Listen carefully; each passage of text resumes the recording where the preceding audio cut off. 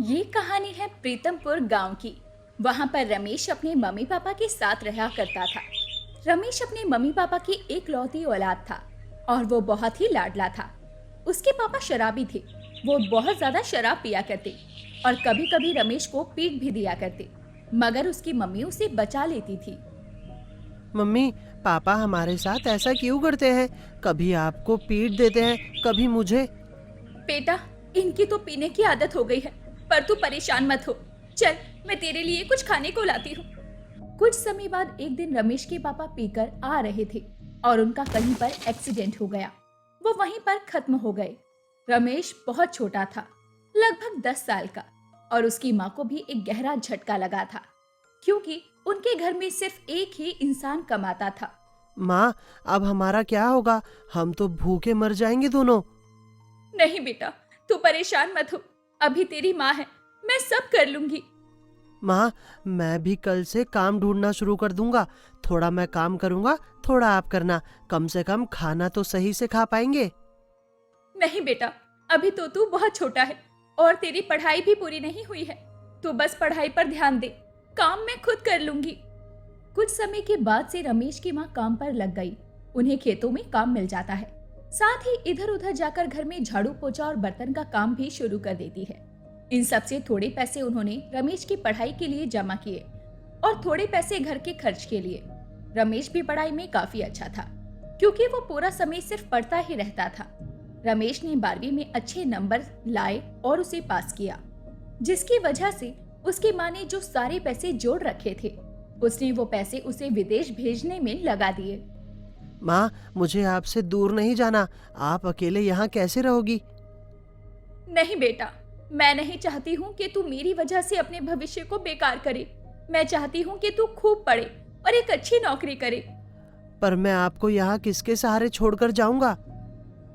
तुझे मेरी परेशानी लेने की कोई जरूरत नहीं है। तू बेफिक्र होकर जा। मैं यहाँ काम करके तुझे पैसे भेजती रहूंगी। तू खूब मन लगाकर पढ़ाई करना। रमेश अपनी माँ की बात मानकर विदेश चला जाता है। कुछ सालों के बाद रमेश को अच्छे खासे पैसे मिलने लगते हैं, तो वो एक दिन अपनी माँ से बात कर रहा होता है। माँ, मैं आपको पैसे भेजना शुरू करूंगा और जो हमारा वो छोटा सा घर है, आप उसे बहुत अच्छे तरीके से बनवा लेना। तब आपको कोई चिंता नहीं होगी। मैं डिज़ाइन सब रेडी करके वहाँ पर कुछ लोगों को भेज दूंगा। वो अपना काम करते रहेंगे, बस आप समय से पैसे दे देना। हाँ बेटा, ठीक है, मगर ये काम तो तू जब यहाँ आ जाता तब भी करवा देता। हाँ, मैं वहाँ पर जल्दी जाऊंगा और आपको एक खुशखबरी भी दूंगा, पर फिलहाल आप काम शुरू करवा देना। कई महीनों के बाद रमेश का घर बहुत सुंदर बन जाता है, एकदम महल की तरह। और रमेश भी विदेश से वापस आ जाता है और अपने साथ अपनी वाइफ को भी लेकर आता है और अपनी माँ से मिलवाता है। माँ, ये है लिली। मैंने इससे वहीं पर शादी कर ली। अच्छा बेटा, जीते रहो। माँ थोड़ी सी हंसती है, मगर उन्हें कुछ भी समझ नहीं आता। वो रमेश को साइड में ले जाती है और बोलती है, रमेश बेटा, तूने एकदम से बिना बताए शादी कर ली। मेरे कितने सारे ख्वाब थे तेरी शादी को लेकर, मगर तूने बताया भी नहीं। और लड़की भी अंग्रेजन लाया है। मैंने सोचा था तू शादी यहीं पर करेगा। अरे नहीं माँ, आजकल सब चीज़ नॉर्मल है, इसीलिए मैंने सोचा मैं भी शादी कर लेता हूँ। और लिली भी विदेश की होकर हमारे साथ एडजस्ट करने के लिए तैयार थी, तो मैंने सोचा इसमें क्या ही बुरा है। माँ ज्यादा कुछ नहीं कहती। ठीक है बेटा, जैसा तुझे अच्छा लगे। थोड़े दिन तो लिली बहुत अच्छे से रहती है और अपनी सास के साथ उनकी सेवा करती है, मगर फिर वो उससे परेशान होने लगती है, उनकी हरकतों से। वो लिली को जो भी काम बताती, लिली बस उसे एक कान से सुनकर दूसरे कान से उतार कर चली जाती। और जब रमेश आता है तो वो कहती है, रमेश, तुम्हें पता है तुम्हारी माँ कितना काम करवाती है? मुझे पूरा दिन बस किचन में खड़ी रखती है। अरे यार, माँ भी तो अकेली सब करती थी ना। अगर तुमने उनका थोड़ा काम कर दिया तो क्या हुआ? लिली मन ही मन कहती है, तुम मेरी बात ऐसे नहीं मानोगी। कुछ ऐसा करना होगा ताकि तुम उस बुढ़िया को यहाँ से खुद ही निकाल दो। फिर एक दिन लिली अपने पैसे टेबल पर रख देती है और वहां से चली जाती है। वहां पर उसकी सास आती है और लेट जाती है, और जब वो वहां पर सो जाती है तो लिली वो पैसे टेबल पर से उठा लेती है और फिर पूरे घर में चिल्लाती रहती है, मेरे पैसे, मेरे पैसे किए मेरे इतने सारे पैसे चोरी हो गए। अरे बेटा क्या हुआ, इतना शोर क्यों मचा रही हो? आप यहाँ पर लेटी थी ना, आपने मेरे सारे पैसे चोरी कर लिए। अब जब रमेश आएगा मैं ये बात उसे बताऊंगी। पर बेटा मैंने ऐसा कुछ नहीं किया। ये सब बात लिली रमेश को आकर बताती है और रमेश और लिली दोनों मिलकर अपनी माँ को घर से निकाल देते हैं। पर बेटा अब मैं कहाँ जाऊंगी, मेरा तो यही सहारा है। मैं आपको कुछ पैसे दे रहा हूँ, आप उसे लेकर कहीं भी चली जाओ, मगर यहाँ मत रहो। आज आपने चोरी कर ली है, क्या पता कल को आप क्या क्या चुरा लो। मैंने आपको क्या समझा और आप क्या निकली। ये बात उसकी माँ को बहुत बुरी लगती है और वो वहां से चली जाती है और रमेश का भी एक भी पैसा नहीं लेती। कुछ दिनों तक वो मंदिर में रहती है। मैं ऐसे नहीं अपनी जिंदगी काट सकती, मुझे अपने लिए कुछ करना होगा। आज तक मैंने सिर्फ अपने बेटे के लिए ही किया है और उसने मुझे ऐसा आईना दिखाया कि अब मेरे पास अपने लिए कुछ करने के सिवाय कोई रास्ता ही नहीं है। अब मैं क्या कर सकती हूँ? थोड़ी देर के बाद बूढ़ी अम्मा दिमाग चलाती है और फिर उन्हें एक आइडिया आता है।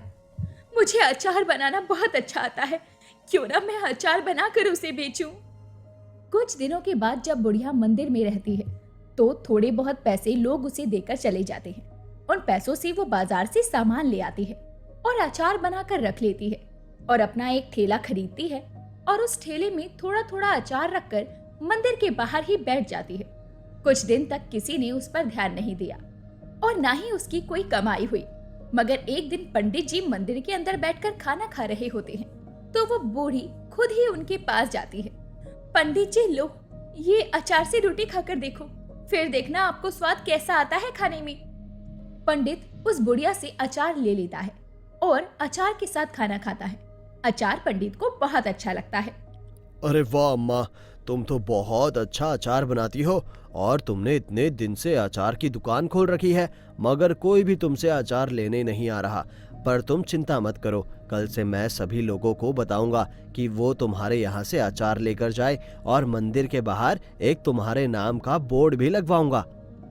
बेटा तुम्हारा बहुत बहुत शुक्रिया। इतना तो लोग आजकल अपनों के लिए नहीं करते जितना तुम मेरे लिए कर रहे हो। अरे नहीं माँ जी, आप परेशान मत हो, आपके अचार में जादू है, सबको अच्छा लगेगा।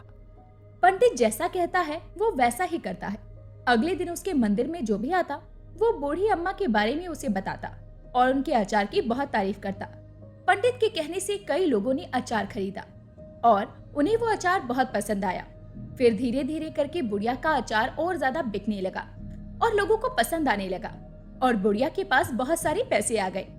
फिर वो उस बुढ़िया ने अपना एक छोटा सा घर बना लिया जिसमें वो रहने लगी, क्योंकि अभी तक वो सिर्फ मंदिर में ही रह रही थी।